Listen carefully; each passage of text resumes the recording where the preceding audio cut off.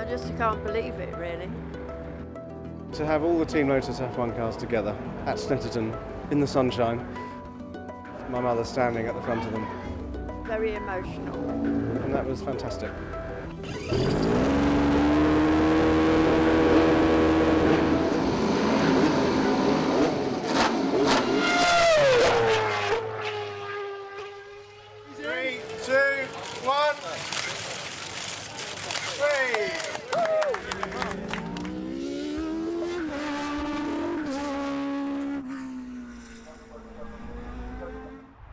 The road's jammed apparently both directions on the A11. Amazing.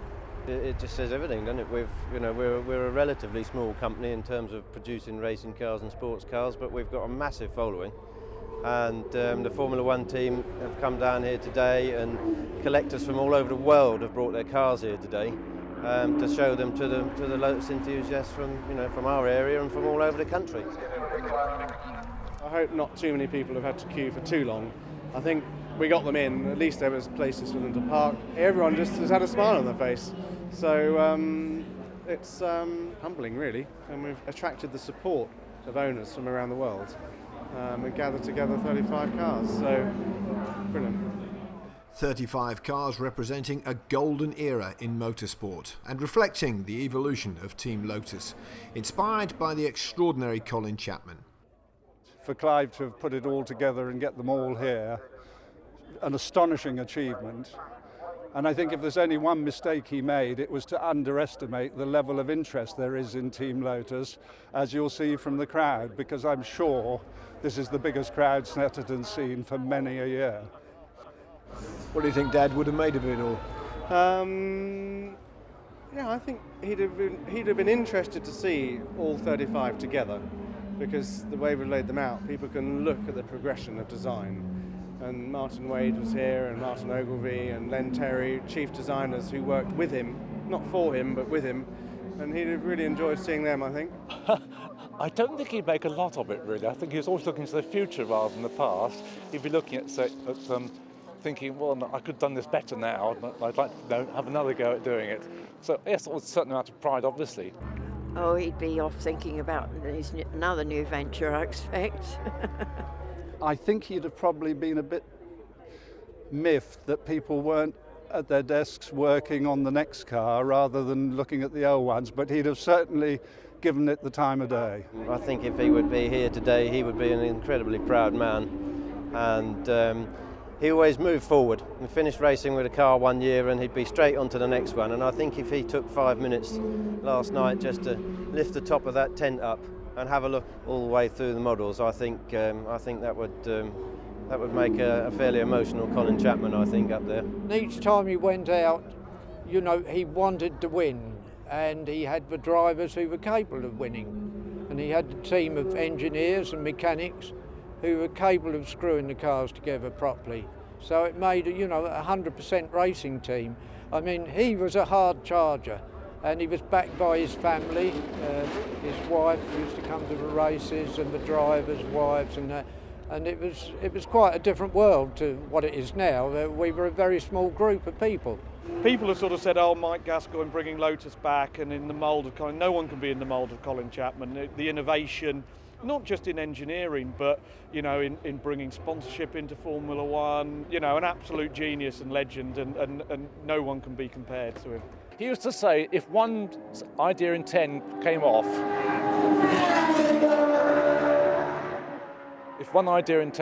then it was worth having a go. He was always looking for the unfair advantage every season. So we'd have a go at several ideas, and hopefully one of them would work. Unfair within the rules? Or? Always within the rules, always within the rules. There was a lot of tales about Lotus cheating, but in fact, we cheated probably less than anybody else. It was just that, Colin Chapman had the air about him as though someone who would cheat. No, we were not cheaters. No. But Chapman's Team Lotus most certainly were winners. 491 Grand Prix from Monaco 1958 to Adelaide 1994, bringing 79 race victories, 7 constructors' titles, 6 world champion drivers. And here at Snetterton, not far from the original Team Lotus Norfolk headquarters at Hazel, all 35 of the original Lotus Formula One cars represented at this unique festival. Famous names, iconic designs, each and every one a head-turner with a story to tell in its own right. And now involved in another race against time. Just half an hour in which to chaperone all 35 cars to the grid for a 10-minute photo opportunity. Colin Chapman's Team Lotus still making history all these years on, with the cars, like the bumper crowd, coming from pretty much every corner of the globe. A lot from England, Europe, Japan, Australia, the States. Drivers have flown over from Japan and Australia to be here with us today. So they've made their cumulative effort is much greater than ours, and we've just kind of tried to put it all together. The reason it fell into place was owners around the world chose to send their cars, often at their own expense, to be part of this gathering. We had no idea 5 weeks ago, never occurred to me we could get all of the cars. And suddenly it just went plink, plink, plink, plink, and then we were like 5 cars short. And I thought, wow, we could do it. And the last 5 were pretty tricky, but 2 of the cars shipped from the States, so it's just fantastic. Well, it's a very historic day, I think, for Lotus. It's incredible how Clive's managed to get all these fabulous cars in one spot, isn't it? Amazing. He's worked terribly hard at it. And look at all these people turned up to see it. It's fantastic. Fantastic indeed. And there they were, together for the first and almost certainly only time.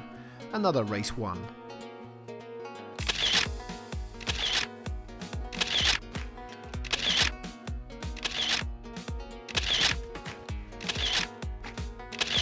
All 35 Team Lotus Formula One cars spanning 5 decades. The story of one man's dream encapsulated in one historic moment. I'm used to going to Formula One events, and you've got all these fantastic cars. And when you go to any other sort of motor racing event, it's always a step down. But I just said to Clive, looking at those cars lined up there today, those 35 cars, was absolutely breathtaking, absolutely stunning. So fantastic job from them. But it's great to see everyone here enjoying it. I don't think we'll ever get a collection of cars like this in my lifetime again. And it's very much an honour and privilege to be part of it, to be part of the Lotus heritage. And I just want to say thank you to Clive and to Hazel for bringing me along today and making a dream come true. I think Lotus probably is all about being a team, and that's the thing Lotus Racing seems to have in spades, is teamwork. And certainly that's what Team Lotus had in period. It wasn't Dad, it was Dad working with designers and manufacturers and people who put it together and ran it, and it really was a team effort. And I think that's something that people have kind of picked up on over the years, enthusiasts and owners. If you've got a Lotus, you immediately become part of the family, and this really has been a family day out. I'm from Germany. I live about 40 kilometers from the Nürburgring, and since my early childhood I was a great fan of Team Lotus, especially of Jim Clark, who I saw race frequently, and I admired him immensely. It was always my dream to be at the wheel of a Lotus race car. And eventually it happened in 1998. I could acquire the ex-Jack Brabham Lotus 24, and we rebuilt it and got the engine right, which took some time and some money, unfortunately. And then I started racing it in historic racing. And it has been a wonderful car. I raced it at Monaco, I raced it several times at Goodwood, and all over the place, Oulton Park and Silverstone and where have you. And it has been my pride and joy. Lotus really did rival Ferrari as the name, and because it was the British name, that was even more important in this country.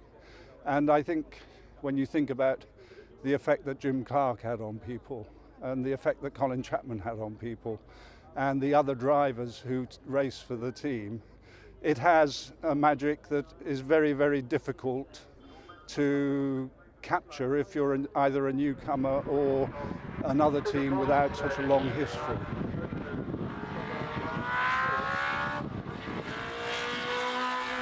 Motor racing since the late 50s wasn't possible without a personality like Colin was, and a genius, as we all know, who revolutionized and reinvented Formula One so many times.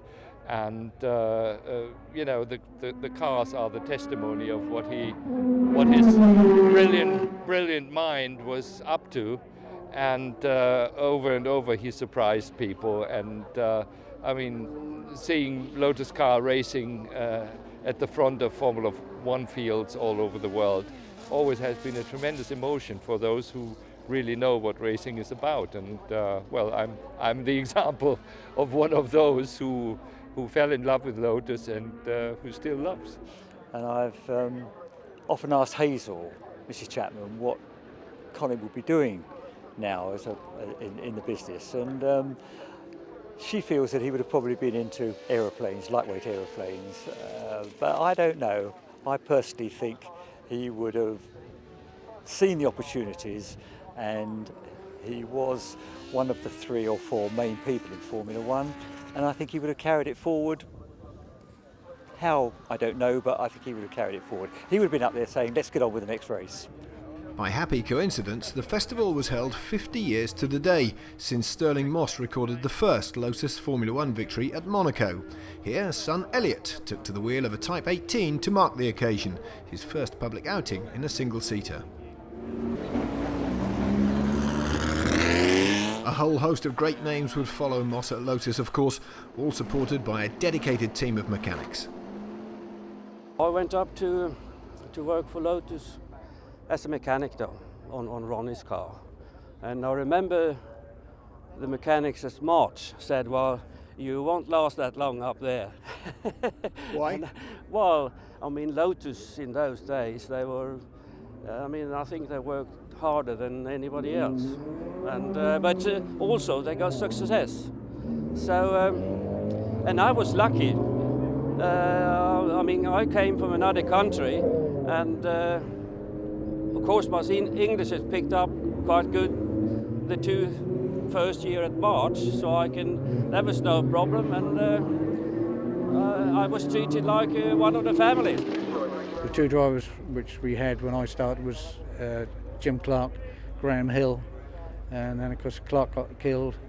Other drivers stepped in. We had Ronnie Peterson, Emerson Fittipaldi, Andretti. So I've had a hand in looking after them and help brace them. And again, it was extreme. I would say it's extremely hard work. The hours used to do, I think we did far more than any other team. He was a very hard taskmaster. One of his favourite ploys was to come into the drawing office just like a chess grandmaster and come to your drawing board and immediately point to the mistake that you've made, which you've been toiling up for hours and hours and hours. In fact, one of his favourite expression was, when you have a clean sheet of drawing paper on your drawing board, it's the only time there'll ever be not a mistake on it. I joined in 82 and was working with Elio De Angelis, and Nigel Mansell was with the team, and was there up until 94. So there were quite a few of the famous drivers came through when I was there, with Senna and the PKs and Johnny Herbert and Martin Donnelly. So I was lucky to be in the right place at the right time. He still is. Chris Dinage often takes to the wheel of a classic Team Lotus Formula One car, a fair reward perhaps for doing so much to keep them where they belong, out on the racetrack.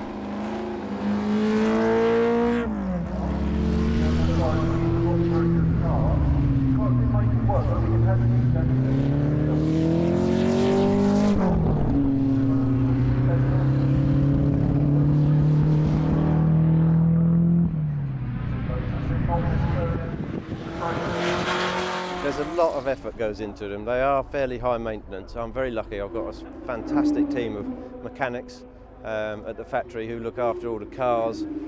Some of the original mechanics are still there with us, and we have some new mechanics who we've taken on locally, and we've trained them up, and they do a fantastic job, and without them this kind of event just would not happen. Chris then taking to the track in a 1978 World Championship winning Type 79, joined in the sister Lotus by Martin Donnelly. This was arguably Colin Chapman at his very best. The Lotus in a class of its own, as Mario Andretti took 6 victories on his way to the World Drivers' title along with 2 from the late Ronnie Peterson, to give Team Lotus what would be the last of its 7 constructors' titles.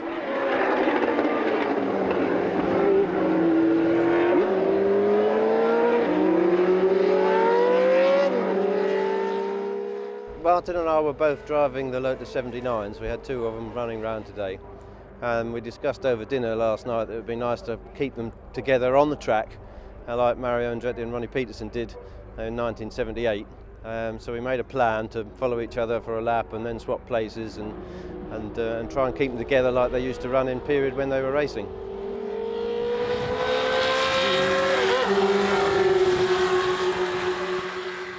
Walk around some of those fantastic cars, the innovation. The one I personally really like is the 88, the twin chassis thing, which was a really clever idea that, you know, wasn't like, but they're all just fantastic, the iconic sort of 25 and everything. And I'm driving a 49 today, Graham Hill's sort of 49, and it can't get better than that.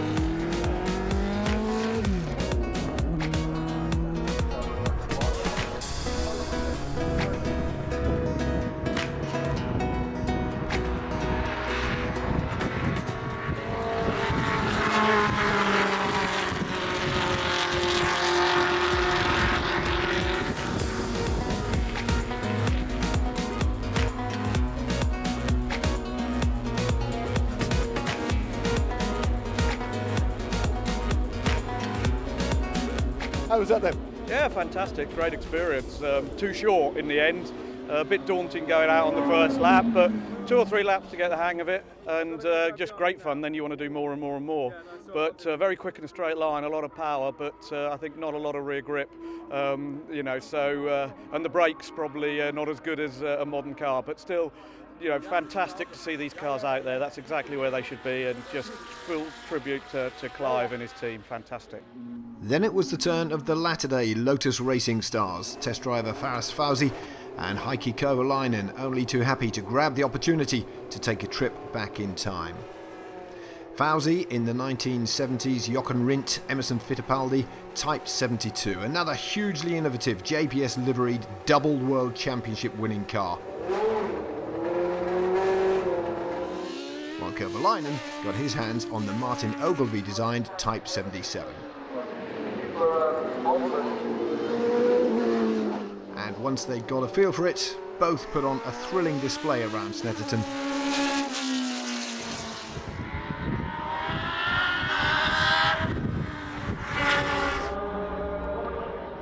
Wonderful machines, looking good, sounding sensational.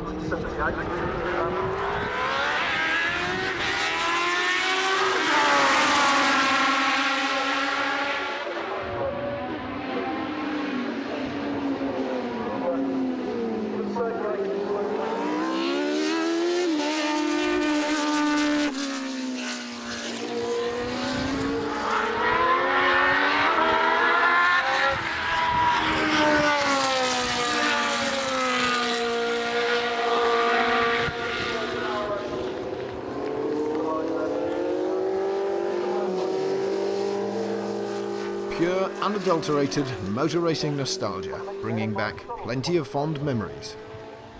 When I started at Lotus, I think we were 22 employees. That was including fabricators, welders, you know. Well, the whole team was 22 people. And we had 4 cars, 2 spare cars and 2 race cars. And there were 6 mechanics, 1 truck driver and 1 tyreman. And I mean now they are, well, 60, 70 people, and I don't really know what they're doing. Because they lock the cars, you know, after the practice, they lock them in, We started after the last practice. Maybe we had to change engine on 3 cars, strip the gearboxes, change car wheel and pinion. So we worked nearly every night, an all-nighter before the race. But of course then we were successful, and that was hard work, but it was fun. And so to the modern incarnation of the famous name, returning to Formula 1 in 2010. Different times, very different cars, but huge affection for the Lotus heritage. All I know is that it's the only team which has got a great history, as big as Ferrari, and the myth is very similar. This is, I think, just show how important is the Lotus brand. Well, of course, it's a huge history that is behind our team, and a lot of winning cars, winning drivers. They won championships, and the cars were winning championships. So it's obviously something that is pushing our team forward as well. It's something that people get a lot of expectations, from the name Lotus, and it's fantastic. I think it's pushing us forward, and we're making progress, and I'm really glad to be part of that program. Still today is one of the most successful Formula 1 team, even though it's now 16 years they are away from Formula 1. So it just show you how good they were at that time. Where they were in Formula 1, they were like a serious street. They were Grand Prix and Championship winners. So definitely a lot of respect for the Lotus team and Colin Chapman, which has been known always for a genius. At which point there was just time for a couple of shakedown laps for the latest Lotus Racing F1 chassis ahead of the Marque's 500th Grand Prix. A thoroughly enjoyable day, of which Dad would indeed have been proud. I think the reason there's so many Lotus enthusiasts here today is principally it's local. This is Norfolk's team. Norfolk used to have a Formula 1 team. Norfolk has a Formula 1 team now, and it really does draw everybody in and draw everybody together. And then of course there's the Lotus enthusiasts. There's a lot of road car owners out there, old and new. So it's been a real kind of mixture of people coming together, and young people because of the F1 team, and it's perfect.